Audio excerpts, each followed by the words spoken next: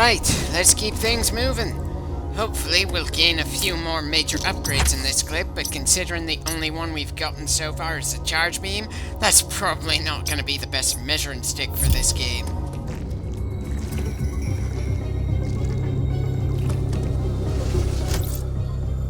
Right, should have recognized the station for what it is. I'm possibly a bit too used to the appearances of the various charge stations in the other games. Hell, this game's art style and direction feel like it certainly stands out from the pack, even from the 3DS remake of Metroid 2. Right. Of course I walked right into the bloody robot's line of sight. And of course, it can even hear us when I'm spinning in the air with no extra sound effects.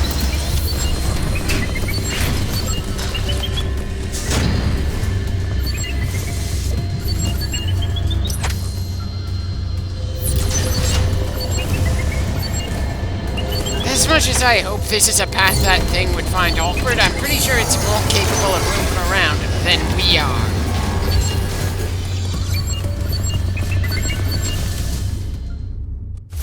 Well, at least this new cutscene implies we've escaped the robot for now.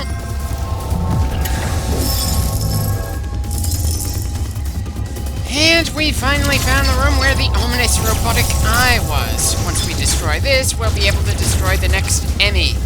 Kind of wish we knew why that first one was destroyed before we did anything.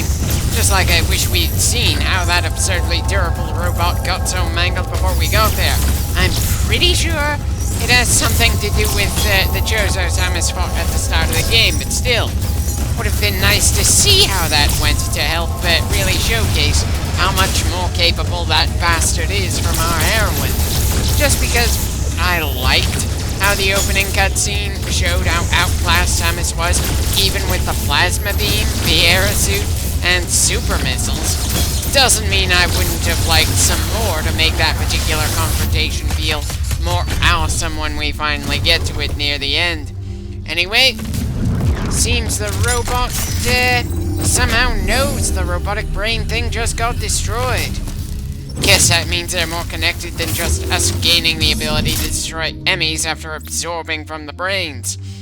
Part of me wants to be concerned that the Federation is creating what seems to be something similar to Mother Brain to control their robots.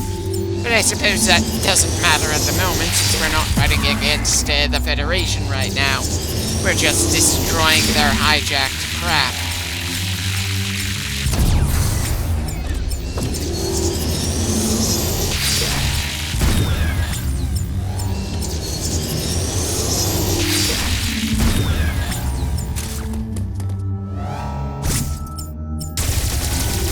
Well, it certainly took me long enough to figure out what the tutorial message wanted us to do. It certainly reads clear enough to me here and now.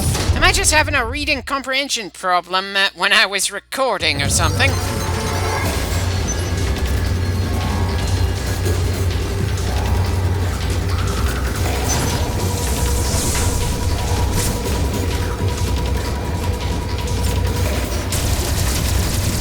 Nice of the Emmy to come at us at a menacing pace instead of its usual speed, though I severely doubt the ones after this will give us that courtesy when we get to the point of needing to destroy them.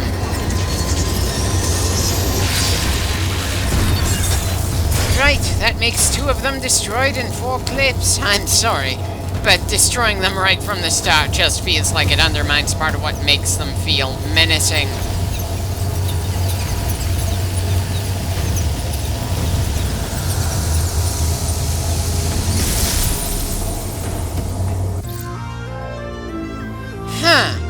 Spider magnet before we have a morph ball? That's certainly peculiar.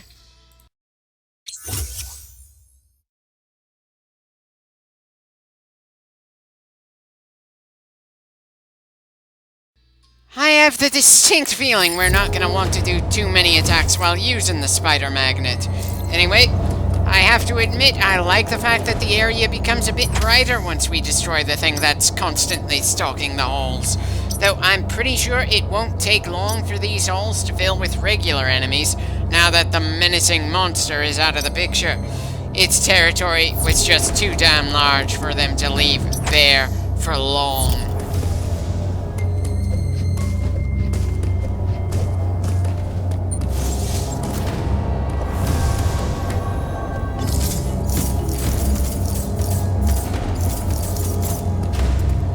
Well, at least it didn't take me as long to figure out the spider trick as it did for me to shoot the right kind of beam there. Though it's pretty easy to figure out, it's the kind of spider trick that requires a certain kind of wall or ceiling to go along. It's not just any surface. I guess the game designers feel that the spider ball from Metroid 2 is just a bit too overpowered when we're trying to evade monsters like the Emmys. Not that our crawling around in this game seems to be as fast as the Emmys we have to dodge. Anyway, seems we finally got some standard enemies in the Emmys zone here.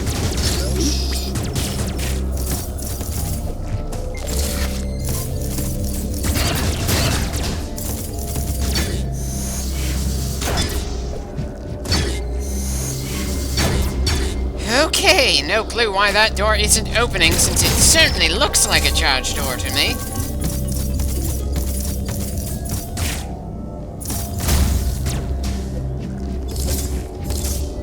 Really? There we go!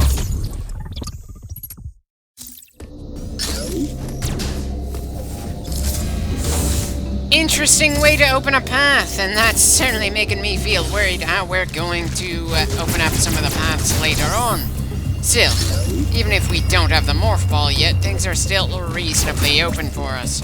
We'll see how long that feeling lasts.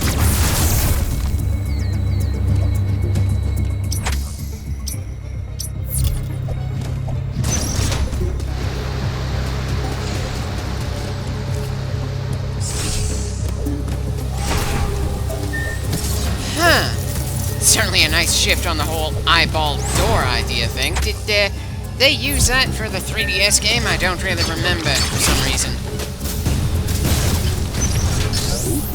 I'm pretty sure countering it would have been more awesome, but so long as it works, I don't care how we take one of those things down.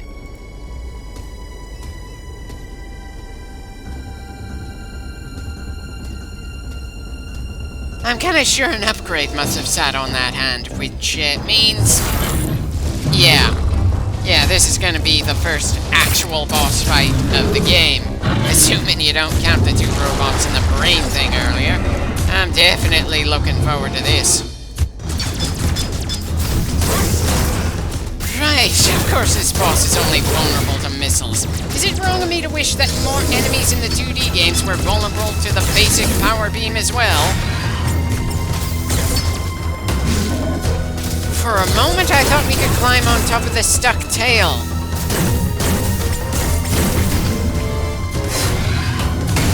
Okay, nothing we could have done to avoid that bit of damage other than know exactly where the tail would land before it did. A little hard to do in our first encounter with the thing. I know there was a Nintendo preview that showed this fight, but I purposely didn't watch it until after I'd gone through this fight myself.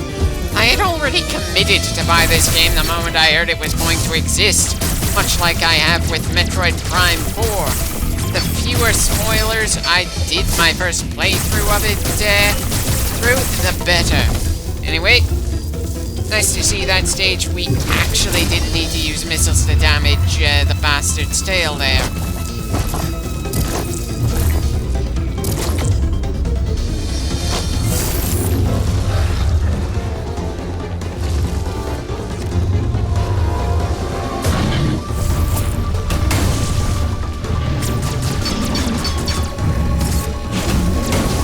I know, I probably should have just slid under since that was pretty heavily telegraphed as the right move. I'm not even sure why it took me so long to pull that off.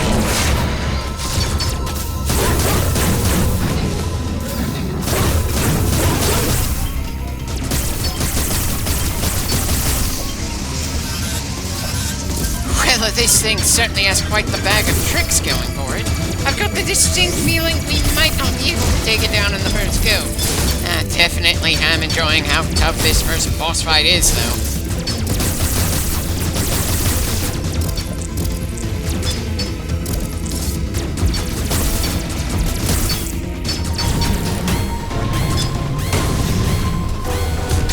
Okay, I don't think this thing has been changing color as we damage it.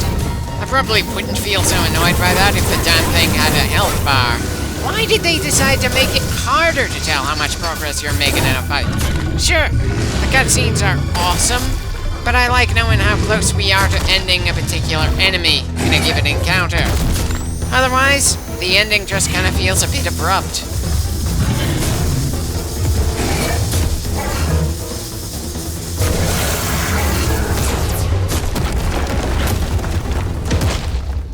Well, Sam has certainly made the ending look awesome, that's for sure.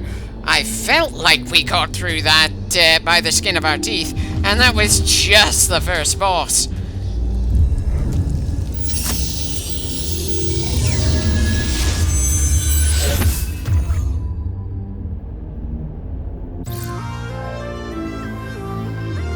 Makes sense that we got a cloaking ability from something that could turn invisible right in front of us. And look at that, we got Aeon energy again, just like the 3DS game. Though it certainly didn't take us as long to get Aeon energy back then.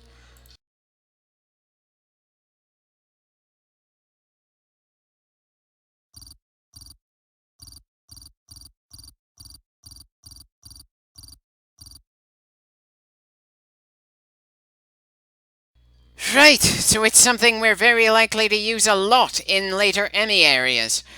I'm sure patiently waiting for the robots to move on without touching us is going to be a nice addition to the tension later on.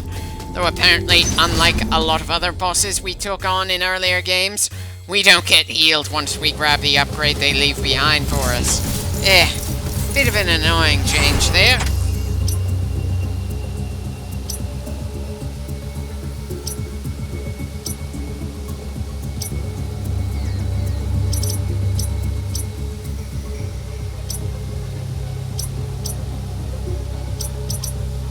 And I probably should have fast-forwarded a bit, since I'm taking so long looking at the map while trying to decide where to go next at the moment.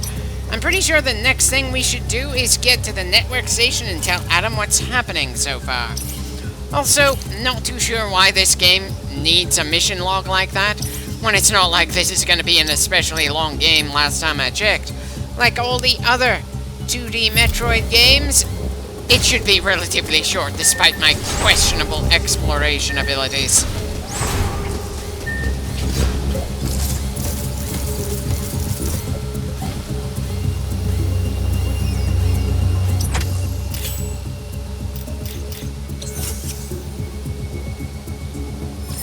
Right, click the thumbstick. Somehow feels a bit more risky considering the Nintendo Switch is notorious for its thumbsticks drifting. Kind of wish we could move around with just the directional buttons, just in case. But I suppose that would make it impossible to have quite as much accuracy when we aim.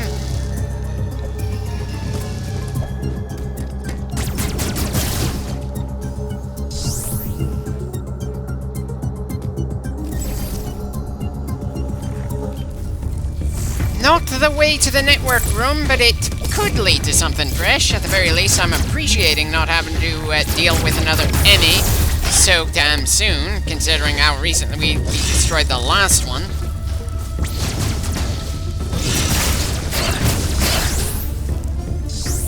Not quite at full health again, but it's still a respectable amount for this early in the game. I don't think we take quite as much damage per hit as we did in Fusion or the 3DS game, but the enemy's more than relentless enough to make up for that. Okay. Just why am I looking at the map again when I already spent quite a bit of time looking at the map earlier? If it wasn't... I know that wasn't quite as long, but still, we looked at the map for more than long enough for one clip here.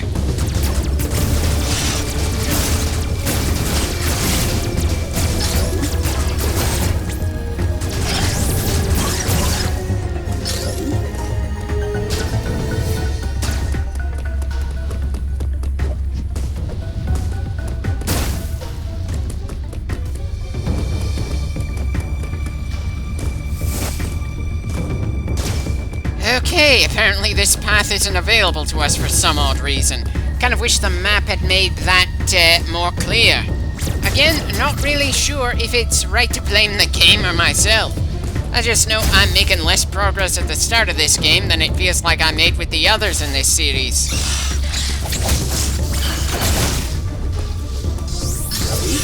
Huh. Didn't think the game would remember we'd killed one of them since we got knocked out of the room in a hurry. I'll take whatever mercies I can find around here.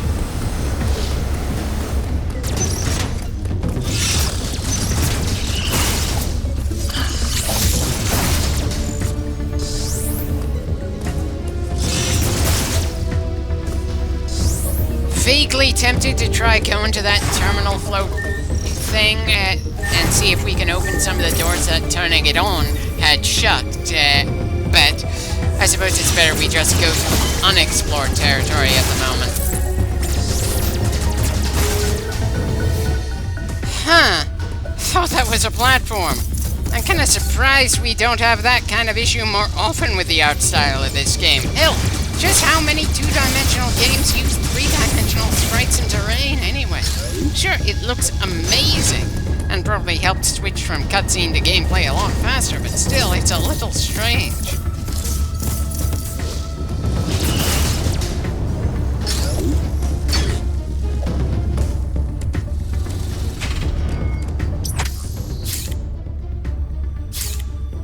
Right, seems we're officially leaving the first area.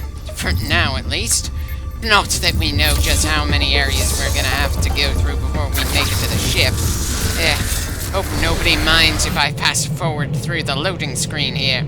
As nice as it is to look at Samus's suit, I don't think that close-up look deserves 24 seconds or more.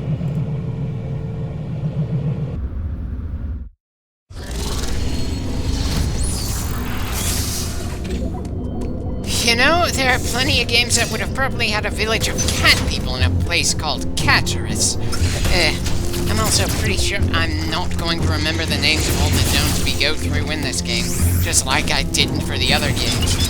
Only one area name sticks out in my mind, Norfit. And that's probably because I enjoy, the tune for... No, wait, never mind. I also seem to remember, Brimstar Depths. Simply because of that friggin' tune. Yeah. Nothing we've heard so far in this game's soundtrack feels quite as catchy, but then it's relatively early in the game, and all the music we've heard so far does its job. Nothing really offensive.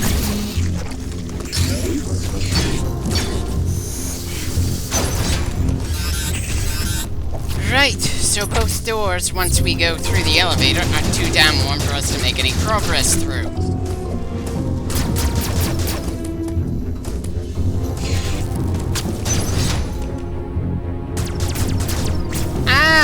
Another path. One that the minimap didn't give us a flashing bit of white to realize it existed.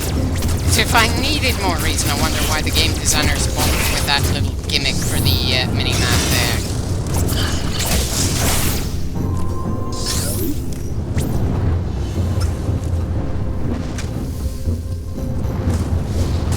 Plenty of flamethrowers on the way down, as if I needed more hints that we're going to be getting the Vieira suit again at some point here.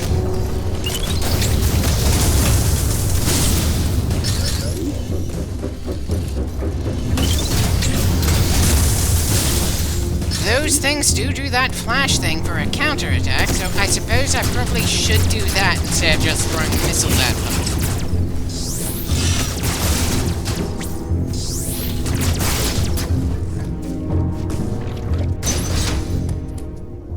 At the very least, this is as good a place to save as any, especially considering how long it's been since our last save.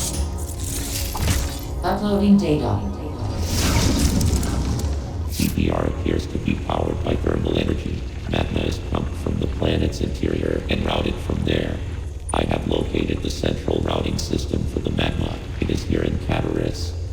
Samus, your current suit cannot protect you as you explore Cataris. The extreme heat of the lava is too much for it. Under no circumstances should you enter high-temperature areas. I note a shuttle somewhere above here. Use it to find a path forward. There is one other thing to discuss. It is your new Phantom Cloak ability. The Phantom Cloak prevents the enemy from detecting you. Thus far, your only option was to run. Now, bypassing them is also an option. Use this to reach your objective. Note that